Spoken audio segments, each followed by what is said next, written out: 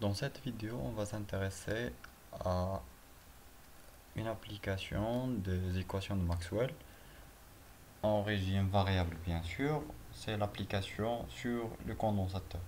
Pour ce faire, on va étudier un extrait de CCP 2011 pour la filière TSI, l'épreuve physique, bien sûr.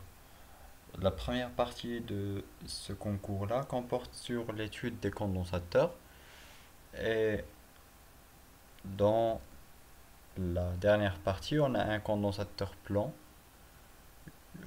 qui est formé par deux plans infinis, parallèles bien sûr, distants d'une distance petit e, tel que le premier plan est chargé sigma, tel que sigma c'est positif, il est placé en z égale à e sur 2, alors que l'autre est chargé par moins sigma, il est placé en z égale à moins e sur 2.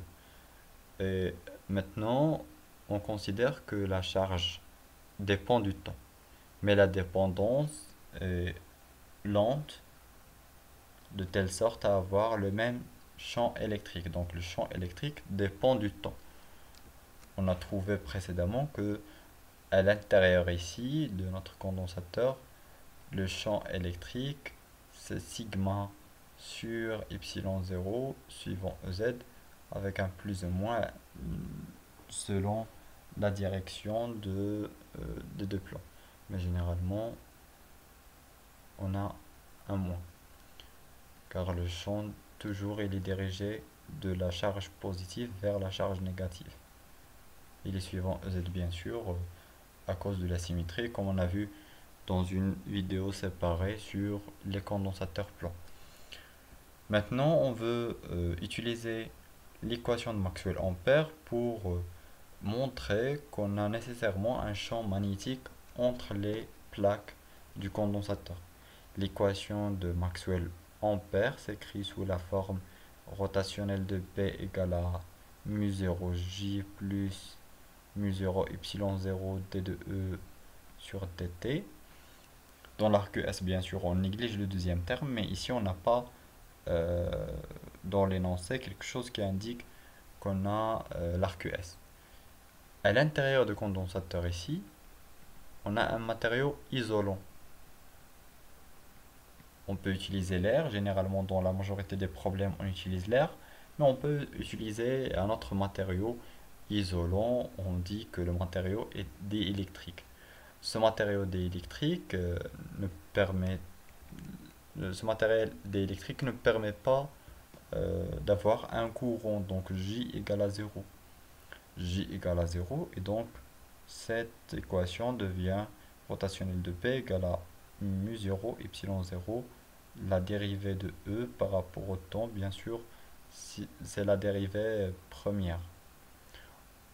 On a un champ électrique variable car la charge dépend du temps et donc cette dérivée est différente de 0. Cette dérivée est différente de 0, donc rotationnelle est différente de 0 a priori. Si P égale à 0, donc rotationnelle de P égale à 0, or d de E sur dt est différent de 0. Donc on a un champ magnétique à l'intérieur de notre condensateur. Dans la question suivante, donc on suppose que les armatures sont des disques. Euh, on peut montrer que le champ magnétique est nul au centre O du condensateur et orthoradial ailleurs. On rappelle la signification de l'orthoradialité, c'est-à-dire que le champ est dirigé selon E, θ. Et par raison de symétrie, on peut écrire que B dépend de R et Z et les suivants et θ. Et on veut intégrer, donc la question c'est d'intégrer l'équation de Maxwell-Ampère sur un disque de rayon R perpendiculaire à l'axe OZ et de montrer l'expression de P. Donc l'équation de Maxwell Ampère, c'est l'équation qu'on a montrée. Donc rotationnelle de P n'est autre que mu0 epsilon 0 d de E sur dt. Et pour l'intégration, on peut utiliser la relation qu'on a là. Donc on va intégrer rotationnelle de P, donc l'intégrale double sur une surface fermée, sur une surface, c'est la surface du disque, rotationnel de B scalaire ds égale à mu0, y0.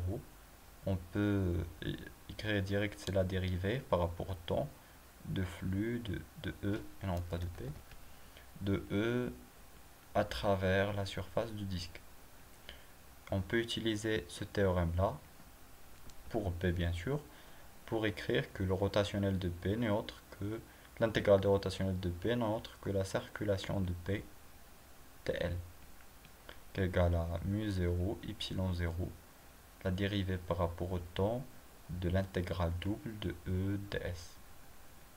Et donc la circulation de P est reliée à le flux de E à travers notre surface. Voici le condensateur, il est composé de deux plans, voici l'axe Z, voici l'autre plan, donc c'est moins sigma, et notre disque, c'est un disque qui est perpendiculaire à l'axe Z.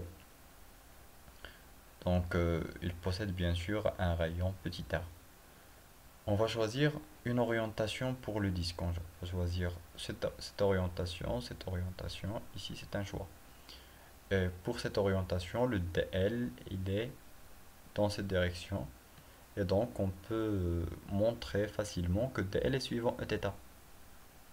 Donc il suffit de tracer notre disque. C'est dans le plan x, y. Voici le point qu'on a considéré, le point P, c'est ce point-là. Et dl est dans ce sens. dl est dans ce sens. Pour ER, il est dans ce sens. Donc voici ER. On doit avoir Eθ dans ce sens. Donc Eθ et dl sont collinéaires, donc on peut écrire que dl égale à dl Eθ. Et pour la norme, il suffit de prendre la composante du théorème qui est suivant Eθ, donc c'est R dθ, Eθ. Donc on peut remplacer ici et on remplace B par cette expression-là. Donc ce qui permet d'écrire que l'intégrale de B dl n'est autre que B de R et Z suivant Eθ scalaire R dθ Eθ. Et l'intégrale sur θ de 0 à 2π pour tracer un cercle. Donc le produit scalaire est égal à 1, on peut faire sortir R, B de R et Z, car l'intégrale est sur θ, l'intégrale de dθ c'est θ, entre 0 et 2π, donc c'est 2π. Donc voici la première partie de notre intégrale. Pour l'intégrale de E, donc pour le flux de E à travers la surface, si on tourne avec la direction qu'on a choisie de Eθ, on va trouver que la direction sortante, c'est la direction positive. Et la direction sortante n'est autre que la direction de Z. Et donc, ds est suivant Z. Donc toujours, ds est égal à ds EZ. La détermination de l'axe se fait par rotation par la main droite avec la direction de dl qu'on a choisi. Et donc on peut écrire, c'est l'intégrale double de E. On peut remplacer E par son expression. On a dit l'expression c'est moins sigma sur y0 fois EZ scalaire ds qui est égal à ds EZ. Donc on peut faire sortir le moins sigma sur y0. EZ scalaire EZ c'est 1. L'intégrale de ds n'est autre que la surface du disque. La surface du disque c'est pi r carré. Donc on veut calculer la dérivée de cette intégrale là, et la partie qui dépend du temps c'est sigma, c'est la charge. La charge qui dépend du temps, d'après l'énoncé bien sûr, sigma dépend du temps. Et maintenant on remplace dans cette expression là. Donc l'intégrale de BDL c'est 2pi r p de r et z égale à mu0 y0 fois moins pi r carré sur y0, la dérivée de sigma par rapport au temps. on aura une simplification par epsilon 0, ce qui permet une simplification par pi et une simplification par r, ce qui permet de trouver que P de R et Z n'est autre que moins mu 0 R sur 2 fois la dérivée de sigma par rapport au temps. Et c'est l'expression qu'on veut. Pour faire apparaître le Q c'est la charge dans notre disque, et la charge du disque n'est autre que sigma fois S. La charge de l'armature. L'armature possède une surface S, d'après l'énoncé bien sûr. Donc les armatures sont des disques et les disques possèdent une surface S. Et donc on peut remplacer le sigma qu'on a ici par Q sur S, ce qui permet d'écrire que P de R et Z n'est autre que moins R mu 0 sur 2S, la dérivée de Q par rapport au temps.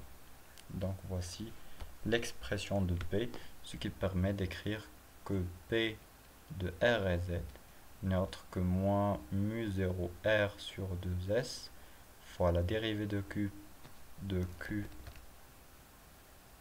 par rapport au temps suivant Eθ, le vecteur orthoradial. Et donc voici la résolution de cette question-là. Pour la question suivante, on veut exprimer la densité volumique WUM d'énergie magnétique dans le condensateur.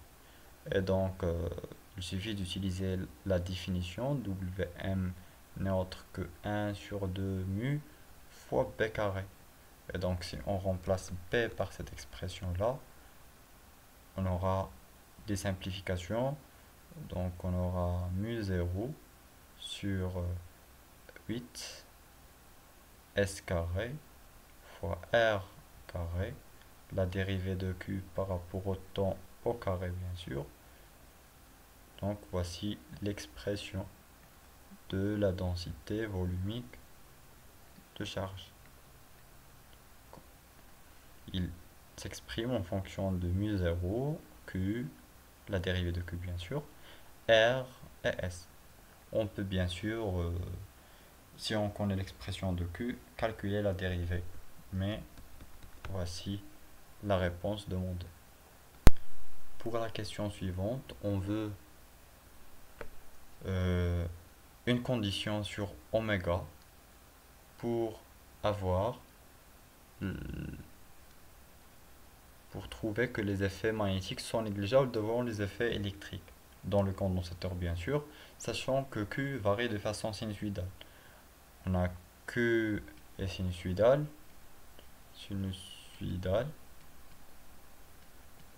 donc on peut utiliser la notation complexe.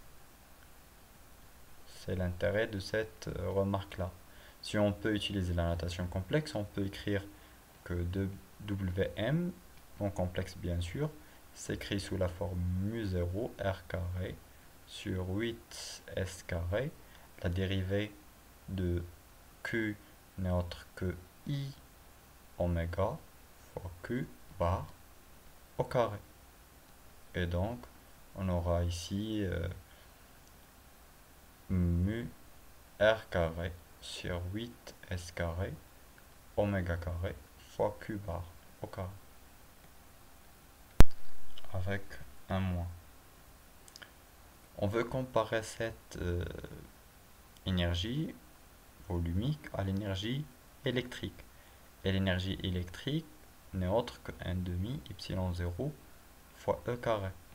Or, E carré, 1 demi epsilon, E c'est sigma carré sur epsilon 0 carré. Et on peut remplacer sigma par Q sur S. Donc on connaît toujours que Q égale à sigma fois S. Donc si on remplace sigma par Q sur S, on peut écrire qu'on a ici 1 sur 2 epsilon 0 Q carré sur S carré. Donc voici l'expression. Et si on passe en notation complexe, on va écrire que sigma bar, ici Q bar. On veut vérifier cette condition-là. Donc on va prendre les modules ou le module de rapport. Donc c'est Wm surWe bar bien sûr. Ce qui permet d'écrire que c'est mu0 r carré oméga carré. Le q carré se simplifie. Le s carré se simplifie. On aura une simplification entre 8 et 2, donc on aura seulement 4. Y0 sera en haut. Et donc voici l'expression obtenue. On peut remplacer epsilon0 mu0 par 1 sur c carré. Donc on obtient r carré oméga carré sur 4 c carré. C'est la même expression qu'on a trouvée dans le cas de l'étude de la bobine dans l'arc S. On veut que le rapport ici soit très faible devant 1. On veut que l'énergie magnétique soit négligeable devant l'énergie électrique, car on est dans un condensateur. Et donc, on doit trouver que oméga carré est négligeable devant 4c carré sur r carré. Et donc, oméga est négligeable devant 4c de c, la racine, donc de c sur r. Alors, dans la question, on veut exprimer la relation oméga SC et S. S étant la surface de conducteur. Donc on doit éliminer le R. Pour éliminer le R, c'est simple. Il suffit de comprendre c'est quoi R. R, c'est la distance, c'est le rayon qu'on a là. La valeur maximale du rayon, c'est le rayon du disque du conducteur. Le rayon du conducteur, c'est la valeur maximale qu'on peut obtenir ici. Pourquoi? Car on doit avoir un point M à l'intérieur du condensateur. Donc on doit être à l'intérieur du condensateur. Et donc la valeur maximale, c'est le rayon. Donc R doit être inférieur au rayon de notre disque. Or le rayon de disque n'est autre que, si on doit le relier à la surface, c'est pi r carré. Et donc c'est S sur pi avec une racine qu'on peut écrire sous la forme de racine de S. Donc on peut dire c'est de C sur la racine de S. Donc voici la valeur maximale de oméga. Donc la condition sur oméga, c'est que oméga doit être plus faible que de C sur oméga doit être plus faible que de C sur la racine de la surface de notre condensateur, de notre plaque conductrice.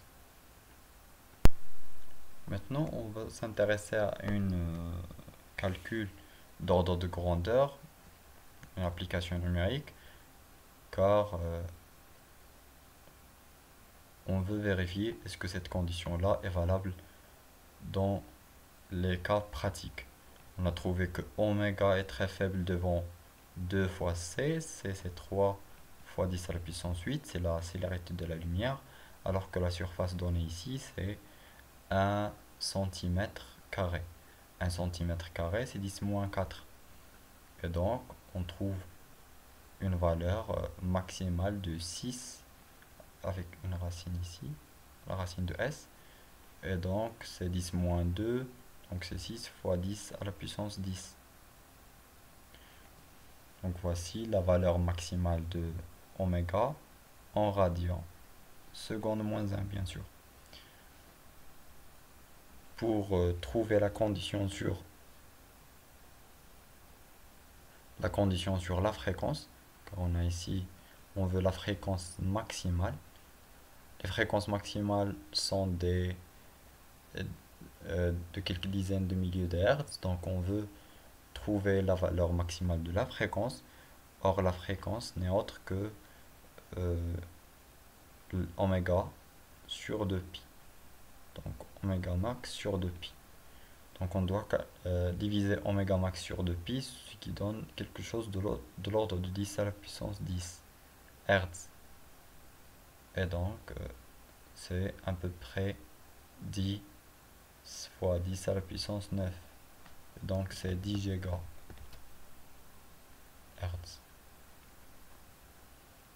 Ce qui est valable dans cette condition-là.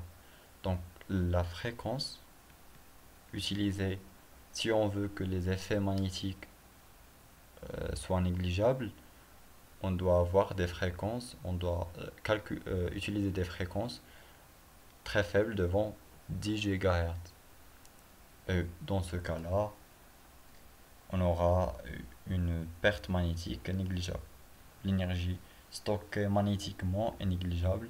On aura seulement une énergie électrique dans le condensateur. On peut aussi dire que l'application qu'on a ici, c'est les microphones. Et les microphones utilisent les ondes sonores. Et dans les ondes sonores, la fréquence appartient à l'intervalle 20 Hz, 20 kHz. Or, dans cet intervalle de fréquence, on est bien dans cette approximation-là. Donc les effets magnétiques sont négligeables. Maintenant, dans la question suivante, on veut étudier un peu le condensateur. Le condensateur dans le cadre de l'électrocinétique. Dans le cadre de l'électrocinétique, voici le symbole. Et dans la convention récepteur, on a une tension U et un courant I. Et la relation entre I et U, c'est I égale à C d de U sur dt. Si on veut la puissance électrique n'est autre que U fois I, et donc c'est C U d de U sur dt, ce qu'on peut écrire sous la forme de d sur dt de 1 demi C U carré. Et donc, on a trouvé l'équation qu'on veut. Cette première équation découle du fait que le courant n'est autre que la dérivée de la charge. La charge Q positive bien sûr, qui est égale à C fois U, c'est la définition de la capacité. Dans la question 17, on déduit l'énergie électrique totale emmagasinée dans un condensateur en fonction de C et U. Exprimer alors cette énergie en fonction de Q, epsilon 0, E et S. Et on veut retrouver le résultat à partir de la question, le résultat de la question indice. Pour trouver l'énergie électrique, il suffit de commencer à partir de la puissance. Donc l'énergie électrique stockée n'est autre que la puissance fois dt. La puissance fois dt est bien sûr une intégrale, ce qui permet d'écrire que c'est 1 demi c u carré. 1 demi c u carré, c'est l'énergie stockée. Et si on veut l'exprimer en fonction de Q, epsilon 0, E et S, il suffit d'utiliser le fait que C n'est autre que Q sur U. Et donc U c'est Q sur C. Donc cette expression devient 1 demi Q carré sur C. Et on peut remplacer C par sa relation qu'on a montrée dans l'étude du condensateur plan, c'est epsilon 0, S sur E. Et donc on obtient ici 1 demi epsilon 0 Q carré et là E sur S. Donc voici l'expression de l'énergie électrique stockée dans le condensateur en fonction de epsilon 0, E, S et Q. Retrouvez alors le résultat de la question indice. Dans la question indice, on veut déterminer la densité volumique d'énergie électrique stockée dans le condensateur. Donc on veut trouver l'expression de WE à partir de cette énergie-là. Il suffit d'écrire que WE n'est autre que l'énergie totale sur le volume. Le volume de notre condensateur, c'est la surface fois E, fois le petit e. Et donc on peut écrire ici EL et on remplace par cette expression-là. Si on remplace par cette expression, 1 sur 2 epsilon 0 reste le même, Q carré aussi, on aura une simplification par E, on obtient S carré. Et donc voici l'expression de E. C'est ce qu'on peut écrire sous la forme 1 demi epsilon 0 E carré fois S, non, sigma carré. Sigma carré.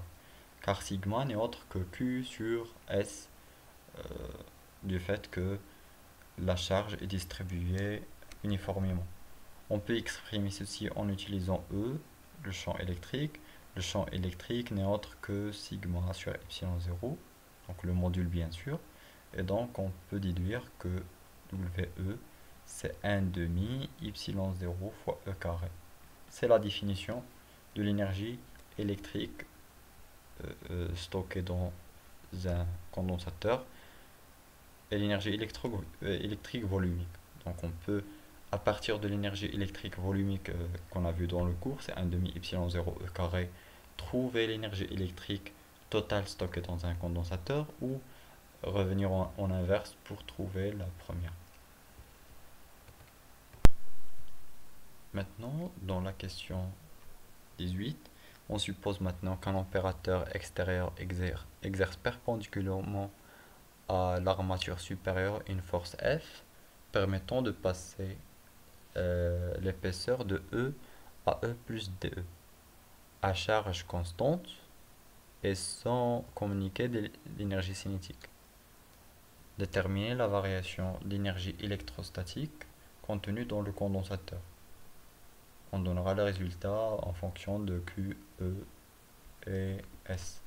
Donc on a notre condensateur de façon similaire à celle-là. Donc voici le premier plan, voici le deuxième. Donc c'est moins sigma plus sigma. Et on applique une force pour passer la distance de E à E plus DE. J'ai considéré ici que DE est positif, mais on peut faire la même chose si DE est négatif. Donc on peut avoir une force vers le bas aussi. On va discuter ceci après. La variation d'énergie électrique. La variation d'énergie électrique, c'est l'énergie électrique finale. Donc on peut écrire finale moins W électrique initiale. On va chercher l'expression de l'énergie. L'énergie, donc c'est cette énergie-là, et donc voici l'expression. Donc si c'est E électrique finale moins E électrique initiale. Or E électrique c'est 1 sur 2 epsilon 0 fois Q carré sur S, je pense. 8 sur S fois E. À l'état final, on a E plus DE. Et à l'état initial, on aura la même expression mais avec E. Donc fois S, E. Et donc on aura une simplification, ce qui permet d'écrire que dWE n'est autre que 1 sur 2 epsilon 0 Q carré S fois DE. Donc voici la variation d'énergie électrique. Et on remarque bien sûr, si DE est égal à 0, on n'a pas de variation. Donc dW doit être proportionnel à DE. Maintenant, on a déterminé la variation d'énergie électrostatique. On donnera le résultat en fonction de Q, epsilon 0, S et E. Je pense, et DE, oui, c'est l'expression demandée. On admettra que cette variation d'énergie est égale au travail fourni par l'opérateur extérieur pour faire passer l'épaisseur de E à E plus TE. Donc cette énergie-là, c'est l'énergie fournie à notre système et donc c'est l'énergie perdue par l'opérateur. Euh, en déduire de la norme F de la force exercée par l'opérateur en fonction de Q, Y0 et S. Donc on doit relier cette énergie-là à la force. Cette énergie, en effet, c'est une énergie potentielle. Une variation d'énergie potentielle et donc c'est un travail. Donc on connaît bien que le travail dW n'est autre que F scalaire dOM. Et on peut écrire dans cette situation donc que D, je vais écrire D droit, DWE, c'est F fois le déplacement, c'est DE. Et donc on peut dire que F, c'est DWE sur DE. Alors F, c'est 1 sur 2 y0 Q carré sur S. Donc on va diviser par DE. Et donc on a obtenu l'expression de la force F. Donc voici la norme de la force F, on déduire la norme de la force exercée par l'opérateur en fonction de Q, Y0 et S, c'est ce qu'on a fait. On déduit la norme FA de la force exercée par l'armature sur l'autre armature en fonction des mêmes paramètres. On placerait clairement cette force sur un dessin. Donc, la force exercée par l'autre armature. La force exercée par l'armature chargée négativement sur l'armature chargée positivement doit être une force d'attraction. Donc, FA doit être une force d'attraction. Une force d'attraction qui s'oppose à la force appliquée par l'opérateur. Or, on doit avoir la somme égale à 0. Pourquoi? Car l'état final, c'est un état d'équilibre. Et donc, on doit avoir ici FA. La norme de la force F appliquée par l'opérateur égale à la norme de la force FA appliquée par l'autre armature. En fonction des mêmes paramètres, bien sûr, on a la même expression, donc les mêmes paramètres. Et voici un dessin qui explique ceci. On peut bien sûr exprimer cette force en utilisant le champ créé par l'armature chargée négativement, puis fois la charge de l'armature chargée positivement, mais c'est la question suivante. Dans cette question, on se propose de retrouver ce dernier résultat par calcul à partir du champ électrique. Quel est le champ électrique créé par l'armature inférieure? On a fait les calculs avant. On a trouvé que le champ créé par l'armature inférieure n'est autre que moins sigma sur 2y0 qui est suivant EZ bien sûr. En tout point de notre axe. Donc si on a ici Z, en tout point ici, voici l'axe Z, en tout point dans cette zone-là, le champ électrique s'écrit sous cette forme-là. Donc c'est un champ uniforme bien sûr. Et il est dirigé selon moins EZ.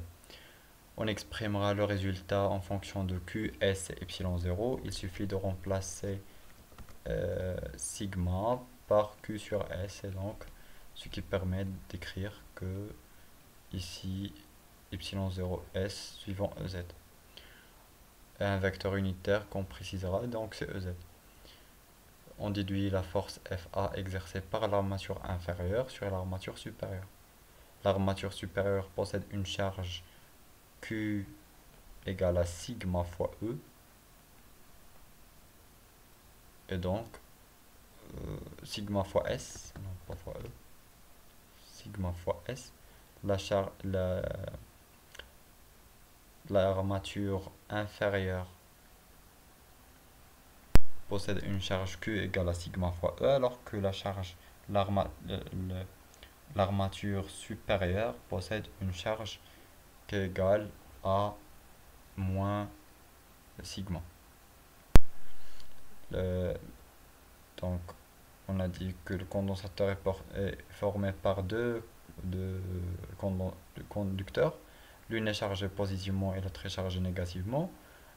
Le champ créé par le conducteur inférieur, c'est le moins sigma sur 2 epsilon 0 suivant EZ. Si on veut remplacer par Q, Q est toujours égal à sigma fois epsilon 0 fois S. Or, si on veut la force appliquée sur le, le sur la partie supérieure, il suffit de multiplier par la charge. La charge, c'est plus Q, et donc on aura Q carré sur 2 epsilon 0 S suivant EZ. Et cette formule-là, c'est la même formule qu'on a trouvée ici. La norme, bien sûr, on simplifie par le vecteur et avec le moins. Donc on obtiendra la même expression. Et donc c'est la comparaison qu'on veut. La norme de FA à partir de cette question n'est autre que Q carré sur 2 epsilon 0 fois S. Et donc la force appliquée par l'armature inférieure sur l'armature supérieure possède la même expression, soit qu'on utilise la force électrique qui est égale à la charge fois le champ. Le champ, on a déterminé l'expression de champ lorsqu'on a étudié euh, le, le champ créé par un plan infini, ou on utilise le travail des forces exercées par l'opérateur pour déplacer l'armature euh, d'un déplacement élémentaire DE. Et donc voici notre étude de cette partie sur les condensateurs en régime variable, bien sûr. Donc lorsqu'on étudie un système en régime variable, on a toujours un champ électrique et un champ magnétique. Et donc dans l'énergie, on a toujours une énergie électrique stockée et une énergie magnétique stockée. Mais généralement, l'une est négligeable devant l'autre dans l'arc S. Et l'arc S, même s'il n'est pas mentionné, c'est la condition qu'on a trouvée ici. Donc cette condition, c'est l'arc S. Que la fréquence est très faible devant une fréquence de référence, c'est une traduction mathématique de l'arc S dans cette situation-là.